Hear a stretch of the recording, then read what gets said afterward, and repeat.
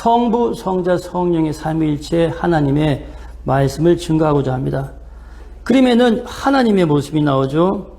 하나님은 알파와 오메가의 시간을 들고 있어요.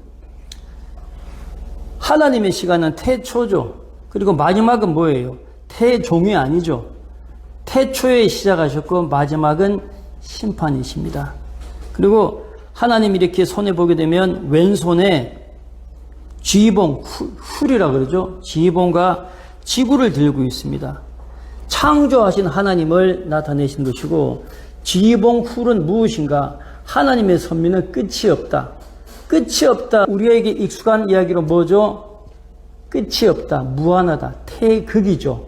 극은 끝이 한계의 극이에요. 극점이라고 하잖아요. 태극은 끝없이 무한하다라는 것이에요. 하나님이 태극하시죠. 우리말로 하게 되면. 그래서 하나님은 시간을 창조하시고 태초에 우주를 창조하셨고, 그리고 이 훌로서 당신께서 섭리하고 계신다. 하나님의 섭리에는 심판이 들어가는데, 그 심판은 노아의 방주가 있고 소돔과 고모라가 있고 하나님이 만들어 세우신 이스라엘의 패망, 유다의 바벨론 포로기도 있습니다. 말씀으로 세상을 지으셨고 그 말씀을 보내셨다가 율법으로 보내셨죠. 그러다가 다시 한번 말씀을 이 땅에 보내셨어요. 말씀이 육신을 입고 이 땅에 오시는데 그분이 성자 예수님입니다. 예수님은 이 땅에 오셔서 생명의 양식으로 오셨고, 그 생명의 양식은 무슨 양식입니까? 사랑과 용서의 양식이죠. 그리고 말씀을 보여주신 다음에 보여주기만 하면 어떻게 돼요? 실천으로 몸소 행하셔야죠. 그것이 십자가와 그리고 부활입니다. 십자가만 있으면 안 되는 거예요. 십자가만 있으면 장엄한 산파극이 되고 말아요. 근데 예수님은 부활하셨죠. 그리고 부활하신 예수님이 우리에게 다시 내려오신 모습이 무엇인가? 그것이 그림에 있는 것처럼 성령 하나님, 임재하신 성령님입니다. 그래서 삼위일체 하나님, 삼위일체 하나님을 오늘 어떻게 성경 말씀 속에서 역사하셨는가 짚어보도록 하겠습니다. 첫 번째, 성부 하나님. 창세기 1장 1절에는 태초에 하나님이 천지를 창조하시니라. 미켈란젤로는 이 창조를 접촉으로 표시하였습니다. 우리가 어떻게 하나님과 있다 할 수 있죠? 기도죠. 기도에 패배하지 마시기를 권면합니다. 우리가 하나님과 이렇게 너는 내 아들이다, 나의 아버지시오라고 다 할 수 있는 부분이 기도밖에 없어요. 어떻게 하나님의 섭리에 접촉할 수 있고 그 접촉을 통하여서 하나님의 은혜와 능력이 나에게 임할 수 있을 것인가? 접촉이죠. 핸드폰은 전기는 콘센트에 접촉해야 되고 데이터는 데이터 기지국에 링크가 돼야 되는 것이죠. 우리 사람끼리는 어떻게 접촉이 돼요? 마음과 마음이, 진심과 진심이 있다 할 때 그 역사가 일어나는 것입니다. 하나님은 우리를 창조할 때 그 창조를 미켈란젤로는 사람과 사람 사이, 하나님과 사람의 타치로 표현했어요. 참으로 천재다라고 생각을 해요. 타치하십니까 여러분? 앞뒤로 타치하시기 바랍니다. 사랑합니다. 타치해야 됩니다. 그리고 성부 하나님은 우리를 찾으시는 하나님이세요. 하나님이 만든 에덴 동산임에도 불구하고 죄악은 있습니까? 없습니까? 있죠. 뱀이 역사하기 시작하고 교회 안에도 사탄은 더 역사합니다. 사탄이 세상에는 어차피 그냥 세상은 사탄의 지배의 권한에 있는 것이에요. 근데 교회는 하나님이 있는 곳이니까 끊임없이 사탄은 교회를 도발하는데 우리의 마음에 도발하는 것이에요. 우리의 삶에 도발하는 것이에요. 그래서 에덴에도 사탄이 역사했던 것처럼 성도의 삶에도 마귀는 항상 역사하는데 마귀에 우리가 이길 때도 있고 질 때도 있고 마귀에게 수수에 몰릴 때도 있잖아요. 그래서 창세기 9장에는 여호와 하나님은 아담을 찾으십니다. 한목사야, 내가 지금 어디 있느냐? 사랑하는 사모야, 사랑하는 집사야, 권사야, 네가 지금 어디에 서 있느냐? 부르십니다. 그 부르심의 귀가 세상의 염려와 걱정과 근심에 분주함으로 무뎌지거나 다치지 마시기를 권면합니다. 부르시고 계세요. 성령이 충만해야 하나님의 부르심이구나 알 수가 있어요. 때로는 따끔한 거예요. 따끔한 역사가 있으면 하나님이 지금 나를 부르시는구나. 따끔하지 않을 때 음성을 들으시기를 권면합니다. 그리고 하나님은 우리에게 인도하시고 섭리하시는 하나님이에요. 창세기 12장 1절에 보면 여호와께서 아브라함에게 너의 고향과 친척과 아비 집을 떠나. 고향과 친척과 아비 집은 그 당시 아브라함의 무엇이에요? 아브라함의 삶의 기반이에요. 그가 읽어놓은 삶의 기틀이에요. 우리가 내가 살아왔던 삶의 내 기틀을 의지해야 돼요? 아니야, 나를 의지해라. 어떤 게 정답일까요? 친척과 본토 아비 집을 떠나라는 것은, 그리고 보여줄 땅으로 가라는 거예요. 내가 네 손에 명확하게 줄 테니. 도마는 뭐라 그랬어요? 십자가 못 박힌 것, 손, 창에 찔린 허리, 내가 찔러봐야 내가 믿겠나이다라고 하죠. 그거는 믿음이 아니고 뭡니까? 휴머니즘의 인본주의의 실정주의 철학이죠. 내가 보는 것만큼 믿겠다는 것이에요. 보는 것만큼 믿겠다는 것은 믿는 게 아니죠. 보는 것만큼 내가 알겠다라는 것이에요. 믿음은 뭡니까? 보지 못하는 것을 보는 것처럼, 히브리서 말씀처럼 보지 못하는 것을 있는 것으로 증거를 삼아.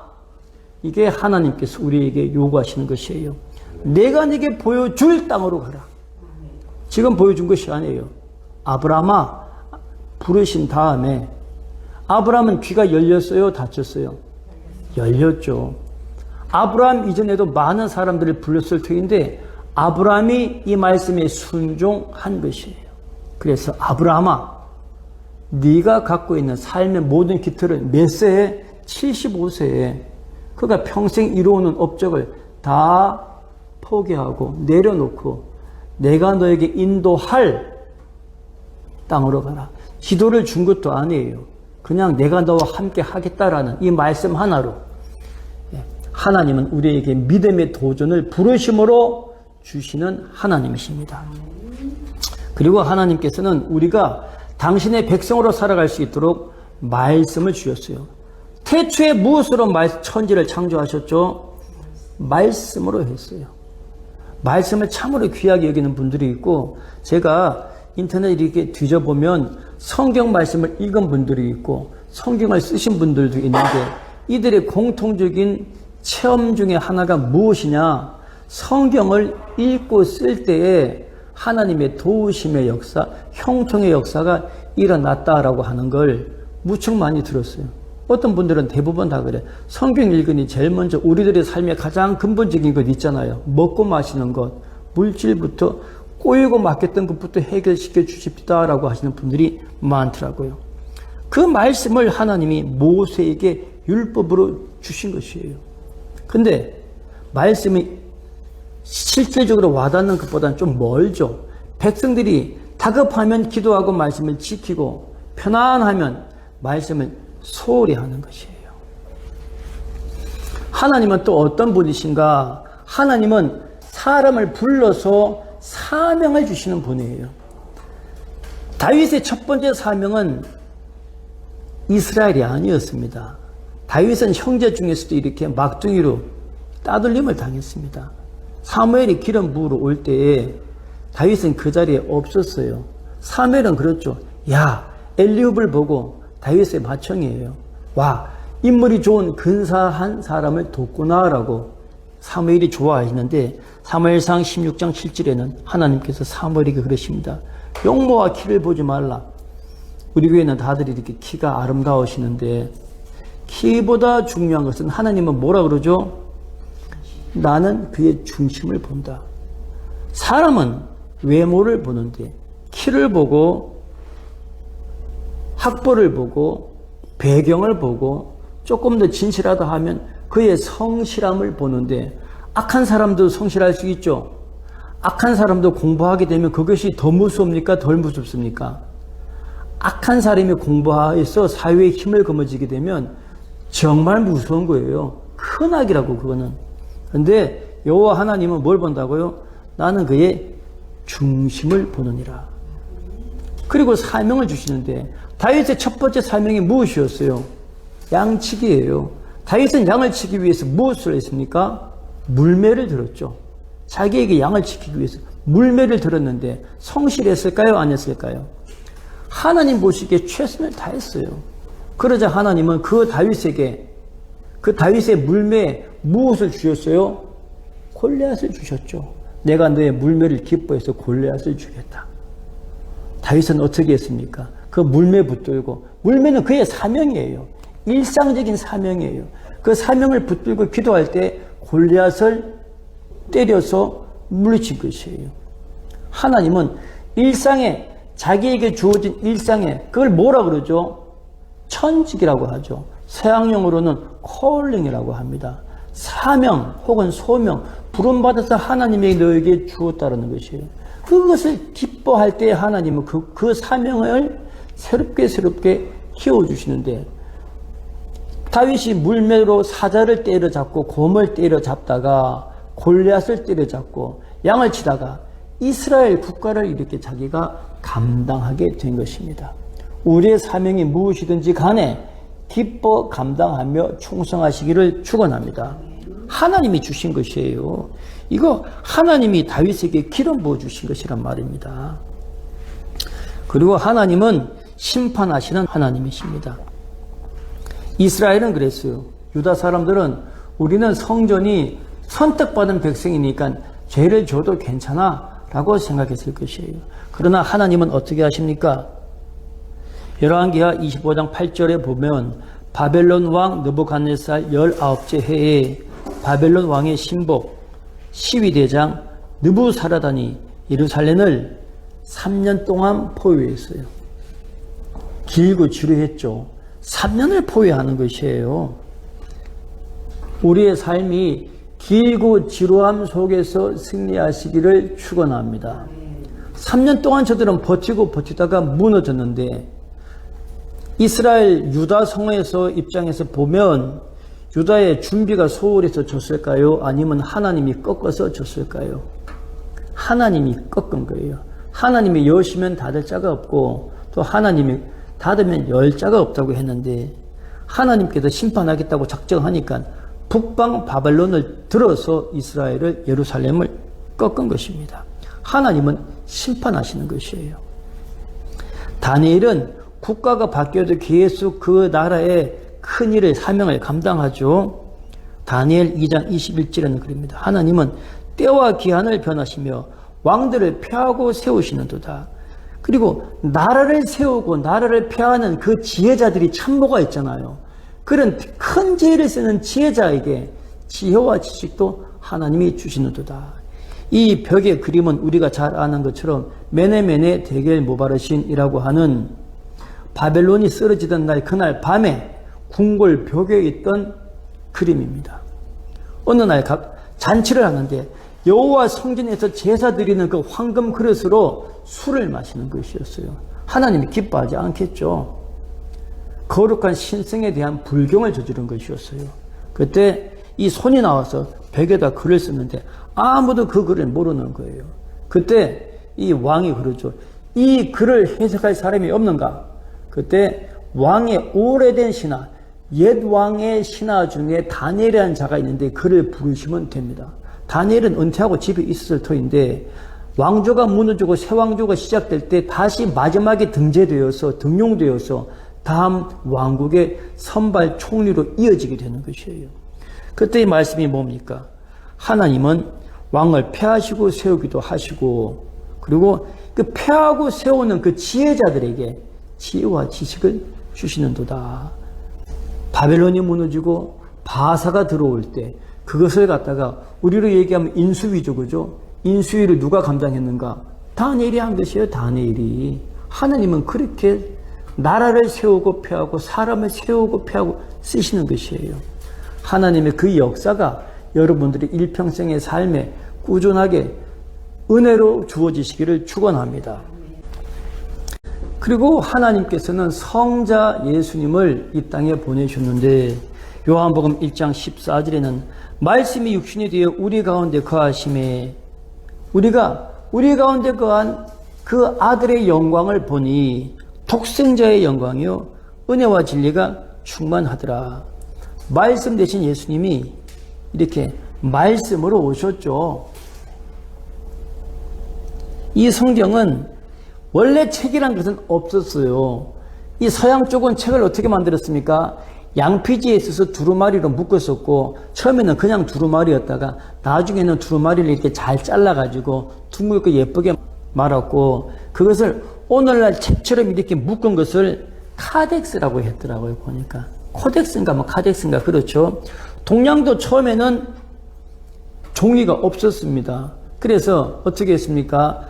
바위에 글을 쓰기도 했었고 아니면은 죽간이라고 해갖고 대나무에다 왜 글이 밑으로 된 줄 알아요? 그걸 옆으로 쓰지 않고 대나무가 기니까 밑으로 글쓰기가 편했나 봐요 아마. 그래서 글이 세로 글이 죽간에다가 세로로 글을 쓰기 시작해서 과거에 우리가 아주 어린 시절에는 책들이 성경도 세로로 되었었습니다.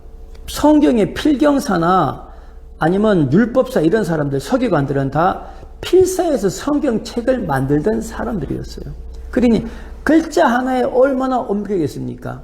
프린터가 아니니까 한자 한자 쓰고 또 검수하고 쓰고 검수하고 예수님은 이 땅에 세상을 창조하신 하나님의 말씀 그 말씀이 인간의 몸을 입고 오신 것이 예수님이시다. 그래서 말씀이 육신이 되어 우리 가운데 거하심에 말씀을 귀하게 여기시기를 축원합니다. 말씀으로 오신 분의 가장 중심되는 어떤 말씀이 무엇인가? 구약에는 십계명이고 신약에는 무엇이에요? 요한복음 13장 34절에 새 계명을 너희에게 주노니 너희는 서로 사랑하라. 어떻게 해요? 내가 너희를 사랑한 것처럼 너희도 사랑하라. 예수님은 어떻게 우리를 사랑하셨습니까? 십자가에 못 박혀 죽으심으로 예수님이 초회 만찬자리에서 무슨 말씀하셨죠? 친구를 위해서 목숨을 잃는 것보다 목숨을 주는 것보다 더 큰 사랑이 없다. 예수님이 제자들을 친구라고 하신 것이에요. 그전에는 제자라고 했다가 초회 만찬자리에서 친구를 위해 목숨을 주는 것보다 더 큰 사랑이 없다라고 했는데 그거는 내가 이제 십자가에 매어 달려서 너희들에게 내 생명을 죗값으로 주는 거야 라는 것이고 누가 알아봤습니까? 몇 명의 여인이 알아봤죠. 마리아는 어때요? 마르다 말고 마리아는 그 잔치 때 음식을 하지 않고 뭘 하죠? 예수님 말씀을 경청해서 듣다가 옥합을 깨뜨리잖아요. 그때 유다가 이 비싼 걸 여기다가 깨뜨려! 300데나리온인데 이게 얼마나 비싼 건데 그때 예수님이 뭐라 그래요? 장례 준비하는 거야. 내 말을 골똘히 듣고 유심히 듣고 그의 마음이 나의 죽음을 보았노라. 그러면서 이거는 딱 봐도 그 마리아 같죠, 그죠? 마리아가 많은데 어떤 마리아인지 모르지만 예수님이 십자가를 갖다 예수님이 십자가를 가장 아프게 그리고 감사하게 통탄하며 절감한 여인이 바로 예수님의 십자가의 발을 보는 것이에요. 우리의 신앙이 예수님의 십자가에 이렇게 영적으로 사랑으로 깊이 침잠하시기를 주의 이름으로 축원합니다. 새 계명을 너에게 주노니 서로 사랑하라. 마음속에 분노가 있습니까? 아직 사랑에 침잠하지 않은 거예요. 어마어마한 사기를 당한 분이 있는데 하고 나시는 분이 도장 잘못 찍어갖고 이거 IMF 터지기도 전이에요. 막 그때였나 봐요. IMF 터질랑 말랑 할 때에 그때 친구의 사업이 넘어가기 때문에 도장을 찍어줬는데 그 98년인가 그때쯤이죠. 그때 4, 50억의 그의 모든 학원의 건물이 다 날아가 버렸대요. 그리고 그분이 대전 어느 반지하에서 살게 되었는데 그분이 어떻게 인터뷰를 하게 되었어요. 그때 그걸 기억하는데 제가 모든 걸 망쳤는데 분하지 않습니까? 라는 질문에 그분이 어떻게 대답한 줄 알아요? 최선을 다했는데 하나님이 하신 것이죠. 대신에 그 학원 재벌로 살면서 그렇게 바빴대요. 그분이. 눈코 뜰 새가 없었다는 거야. 여유가 한치도 없었대요. 인간의 여유가, 시간의 여유가, 감성의 여유가, 부부끼리도.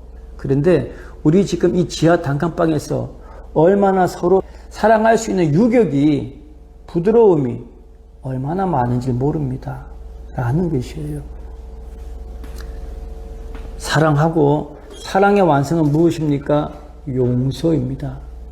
사랑 넘어가 용서예요. 용서. 예수님 마지막에 하신 말씀이 뭐죠? 저들을 용서하소서. 스데반도 어떻게 해요? 용서하라고 했지 않습니까?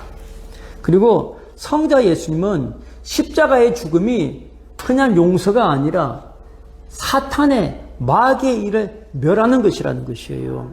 히브리서 2장 14절 말씀을 보면 육으로 오신 하나님은 자녀들은 혈과 육에 속하였으며 무슨 자녀? 하나님의 자녀라는 것이요. 우리가 하나님의 자녀된 우리는 혈과 육을 입고 살아가는데 예수님도 똑같은 혈과 육의 모양으로 우리에게 오셔서 죽으심으로 말미암아 죽음의 세력을 잡은 자 마귀의 일을 멸하셨다. 이 십자가의 발을 예수님이 이렇게 밟았죠. 어떻게 밟았어요? 예수님이 십자가의 뱀을 어떻게? 십자가의 목박힘으로 밟았다는 것이에요. 옛 할머니들이 하시는 말씀이 있죠. 지는 게 이기는 거다. 지는 게 이기는 거다. 제가 젊어서는 이 소리를 몰랐어요. 그런데 지금 이렇게 조금 머리가 희끗희끗해지면서 지는 게 이기는 거다. 예수님이 십자가에서 못 박으려고 할 때 베드로는 어떻게 했습니까? 칼을 뽑고 예수님을 잡으러 온 말구의 귀를 베죠. 그때 예수님은 어떻게 했어요? 칼을 집어넣어라. 나의 싸움은 칼이 아니라. 사도 바울은 뭐라 그래요? 우리의 싸움은 혈과 육이 아니다라고 하죠. 예수님의 싸움은 무엇이에요? 십자가의 부르심에 대한 철저한 순종이었어요. 십자가에 못 박히실 때에 예수님은 이 못 박힘으로 말미암아 사탄을 머리부터 짚부술 수가 있었던 것입니다. 용서하지도 않고 뺨을 때리면 맞지도 않고 뭐 사단의 뚝배기를 깨니 어쩌고니 하니 이거는 잘못된 것이에요. 우리가 온전히 져줄 때에 누가 앞에서? 하나님 앞에서 지는 것이에요. 그때 우리가 사탄의 머리를 짓밟을 수 있는 것이에요. 우리에게는 어떻게? 용서로 나타나는 것이에요. 용서에 승리하시기를 축원합니다. 그것이 마귀를 멸하시는 것이고 우리의 제일 큰 마귀는 뭐죠? 죽기를 무서워하는 것이 우리의 가장 큰 마귀라는 것이에요. 우리 얘기하죠. 까불면 죽어. 우스워 죽겠다. 재밌어서 죽는 줄 알았어요. 죽음이 우리 삶의 일상이죠. 그죠? 근데 죽음을 넘어서는 거. 그것이 예수님이 우리에게 주신 말씀이에요. 예수님은 죽음으로 말미암아 나는 부활이요 생명이요 라고 말씀했습니다. 이 그림은 익숙하죠. 죽음으로 끝나지 마시기를 축원합니다. 과거의 한국 영화는 신파극이죠. 처량하게 죽죠. 우리가 죽으면 같이 눈물을 흘리는데 이번에 왕가남은 실패극이에요, 승리극이에요. 할 수 있는 최선의 승리였습니다. 어몽도죠. 단종은 왕의 사약을 먹었습니까? 아니면 어떻게 합니까? 가장 자기를 신뢰하고 사랑하는 어몽도에게 그 화살이 좋구나. 활줄에 네가 나의 마지막을 거두어다오. 왕이 내리는 사약을 거부하는 것이죠. 단종이 할 수 있는 마지막 싸움이었고 그 싸움을 돕는 자가 어몽도였어요. 어몽도에게는 내려진 특명이 뭐예요?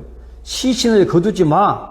시신을 동강에 흘러보내고 내버려 둬라고 하는데 어떻게 나옵니까? 사실은 어몽도가 시신을 거뒀는데 그 당시 영월에 있는 모든 사람들이 그것을 내버려 뒀대요. 왕의 명령임에도 불구하고 영월 사람들이 전부 다 한패가 된 것이지, 공동체가. 그리고 어몽도와 그의 자식들은 그 뭡니까? 영월에서 떠나가고 다른 데로 이사 갔다 그러죠. 그리고 몇백 년 후에 다시 돌아왔다 하잖아요. 그것은 무엇입니까? 저들이 할 수 있는 최선의 저항에서 싸워서 승리했다는 것입니다. 나는 부활이요 생명이니 죽어도 살겠고 살아서 나를 믿는 자는 죽지 아니하리라. 우리가 십자가로만 끝나는 것이 실존주의적 철학의 허무함과 패배예요. 종교적 윤리예요. 신앙은 예수 그리스도 십자가의 신앙은 부활입니다. 부활이 없는 십자가는 그거는 허무한 패배예요. 십자가에서 넘어서서 항상 부활로 마감되어지시기를 축원합니다. 그리고 성령님이 우리 속에 함께 동행하시는 것이에요. 요한복음 16장 7절은 최후의 만찬 자리에서 이 말씀을 하셨는데 이 저녁에 이 말씀을 하셨으면 새벽에 잡혔단 말이에요. 대여섯 시간 체포 직전에 하신 말씀이에요. 제자들의 분위기가 침울했어요. 최후의 만찬을 하는 자리가 전부 다 죽을 상인 것이에요. 그때 예수님이 하신 말씀입니다. 죽음이라고 하지 않아요. 내가 떠나가는 것이 너희에게 유익이야. 실상을 얘기하겠다. 현실 팩트를 얘기하겠다. 내가 떠나는 것이 팩트인데 이 팩트는 너희들에게 유익이다. 첫째는 하나님의 부르심이요. 둘째는 내가 떠나가면 요한복음 16장 7절이에요. 내가 가면 그는 보혜사예요. 보혜사를 너희에게 보내겠다. 그렇게 보낸 것이 무엇입니까? 오순절 성령의 기도죠.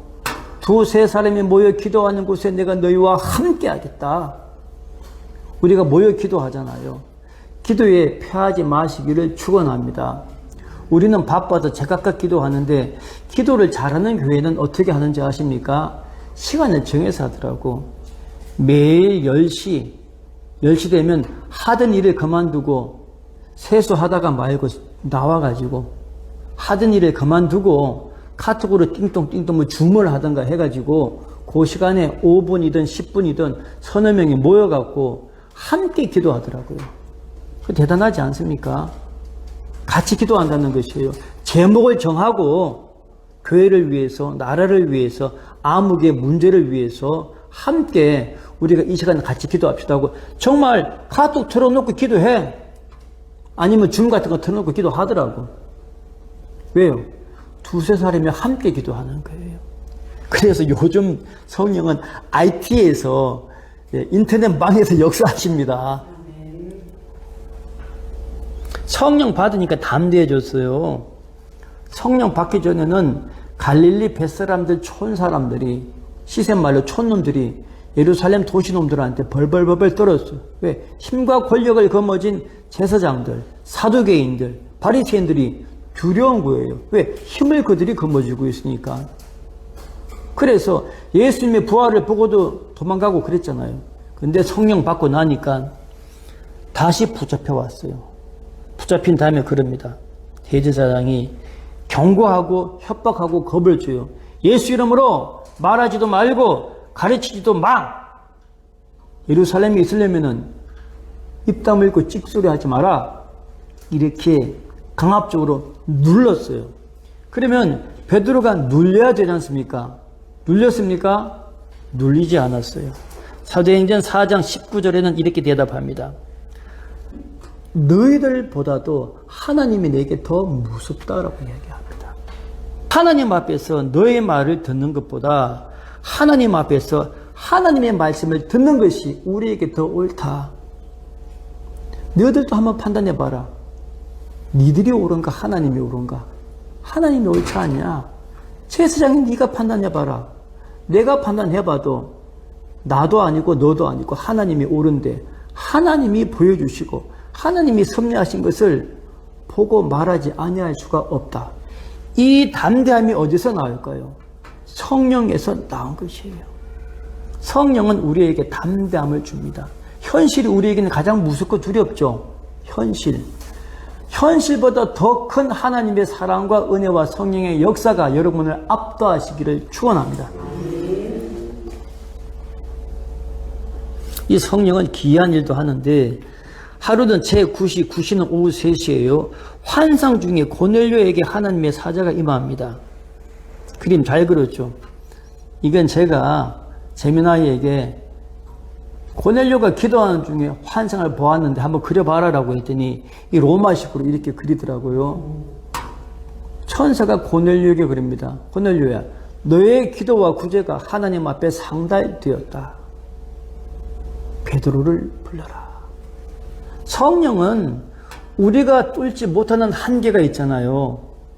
이방인에 대한 선교는 율법을 어기는 상당히 위험한 일이었어요. 십자가를 증거하는 것은 좋은데 이방인 선교로 나가는 것은 제자들이 갖고 있는 한계였어요. 사명은 뭐예요? 예루살렘과 온 유대와 사마리아와 유대에서 사마리아로 건너가야 되거든. 하기 어려운 것이에요. 그거는.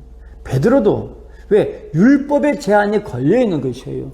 근데 성령께서는 베드로에게는 보자기에서 내려오는 온갖 더러운 것들을 먹으라라고 하셨고, 그리고 고넬료에게는 환상 중에 사자가 내려와서 천사가 와서 베드로를 불러라라고 하고 그 시간을 매칭시켜주고 고넬료가 사람을 보내죠. 만나게 해주시는 것이에요. 성령의 역사이기도 합니다. 왜 이 당시에는 환상이 셌을까? 바꿔 얘기합니다. 왜 70년대에는 기도원에서 기도하면 환자들이 벌떡벌떡 낫고 그랬을까? 지금은 의료가 좋고 지식이 좋아서 삶의 편리가 좋아서 삶의 편리와 인프라에 우리가 몰두하기 때문이에요. 그런데 지금 아프리카나 브라질 같은 경우는 한국처럼 발달되지 않았잖아요. 옛날 우리 60년대, 70년대처럼 그 사람들은 기도를 한다고 하더라고요. 아프리카나 남미의 선교사들이. 그러면 우리 60년대, 70년대 역사가 일어난다고 하더라고요. 기도에 좀 더 열심을 내시기를 축원합니다. 율법에 갇힌 자는 사울도 마찬가지였죠. 사울은 율법의 특심이었어요. 돌을 들고 스데반을 때려 죽일 때 사람들이 옷입고는 긁어치니까 옷을 벗어가지고 스데반을 돌려 때려 죽이는데 사람들이 옷을 이렇게 책임지는 사람이 말단은 아니었겠죠. 무리의 리더였다고. 리더. 그 스데반을 돌려 때려 잡는 그 리더가 사울이었는데 그 사울을 부르신 이가 누구였는가? 성령 예수님이었어요. 성령으로 오신 예수님. 사도행전 9장 4절 5절에 보면 소리가 나는데 사울아 사울아 네가 어찌 나를 박해하느냐. 사울이 땅에 떨어져서 엎드리죠. 엎드린다 그래요. 말씀을 보면 땅에 엎드러져 들으매. 그러니까 나는 네가 박해하는 예수다. 그리고 그 말씀을 듣는 순간 사울은 눈이 멀어요. 지금까지 살아온 삶에 대한 눈이 멀어버리고 새 세계가 열리는데 성 안에 아나니아를 찾아가라. 아나니아에게 눈먼 네가 오면 자기가 안수함으로 너의 눈을 열어주는 환상을 내가 그에게 줬다. 네가 그에게 가서 눈을 열어라. 이러면서 성령의 역사가 시작돼요.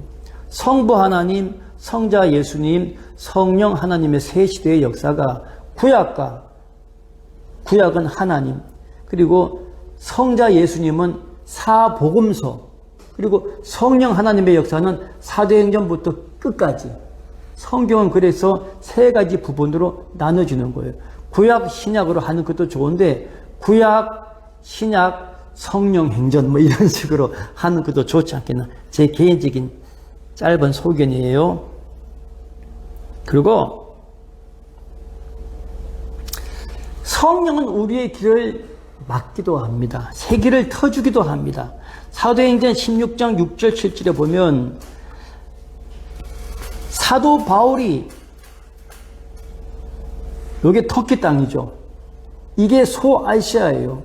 인도, 중국, 러시아가 발견되기 전에 그때는 이것이 아시아였어요. 그리고 중국, 인도, 러시아가 큰 땅에 발견되니까 어마 이게 진짜 아시아네. 그리고 그 다음부터는 이것을 소아시아라고 하게 되죠.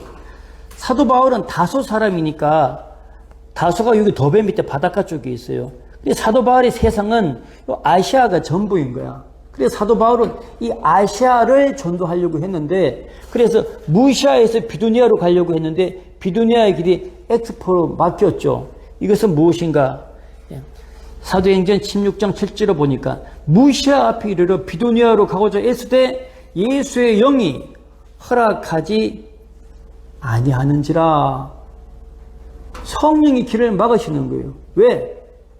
그리고는 그 다음 말씀에 보니까 그래서 무시아에서 드로아로 가니까 여기 마게도냐가 있죠. 마게도냐에서 한 사람이 이리로 건너와서 우리를 들으라고. 요 바다를 건너면 에게해죠. 에게를 건너면 아시아에서 무엇으로 시작됩니까? 유럽으로 시작되고, 유럽은 그 당시에 조금만 더 가면 무엇이에요? 로마로 연결되는 거예요. 그리고 빌립보, 마게도냐, 데살로니카는 유럽과 로마와 가까운 곳이에요. 그래서 로마 문화에, 로마 문명에 완전히 편입됩니다. 그래서 그 당시 세계가 로마였어요. 하나님은 어떻게 말씀하셨죠? 성령이 너에게 임하면 예루살렘과 유대와 사마리아와 땅끝까지. 그때 땅끝이 로마였어요.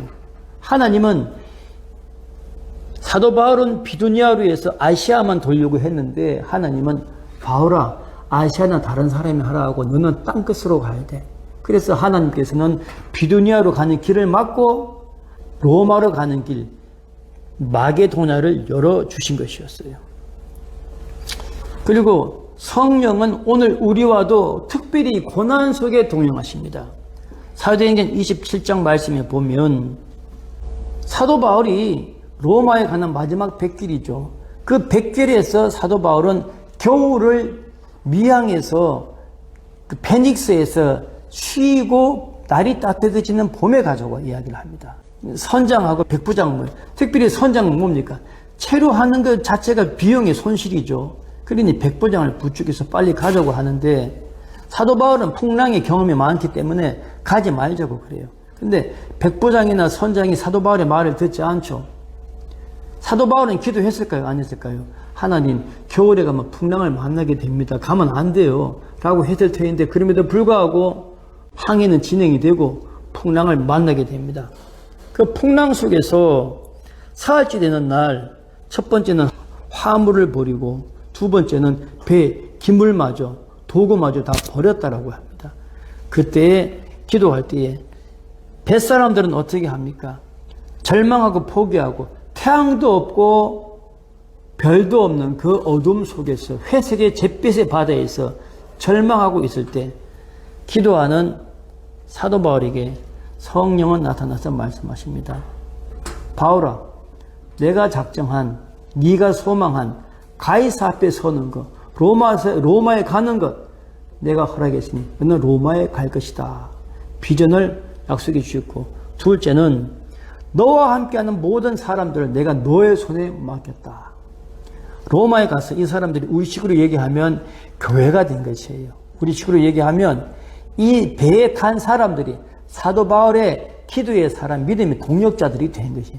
사도 바울이 양떼가 된 것이에요. 양떼가. 그렇게 해서 풍랑으로 말미암아 하나님의 역사가 사도 바울에게 고난 속의 리더십으로 세워지게 된 것이에요. 말씀을 정리합니다. 세상을 창조하시고 섭리하시고 다스리시는 성부 하나님, 그럼에도 불구하고 죄를 짓는 우리의 죄를 구원하시고자 십자가에서 죽으심으로 마귀의 세력, 죽음의 세력을 멸하시고 다시 부활하신 예수 그리스도의 순종하심과 그리고 우리 삶 속에서 성부 하나님의 역사와 섭리, 성자 예수님의 순종의 십자가와 용서를 부추기고 다스리고 도우시는 성령님이 우리 속에 함께 하시기를 축원합니다. 기도합니다.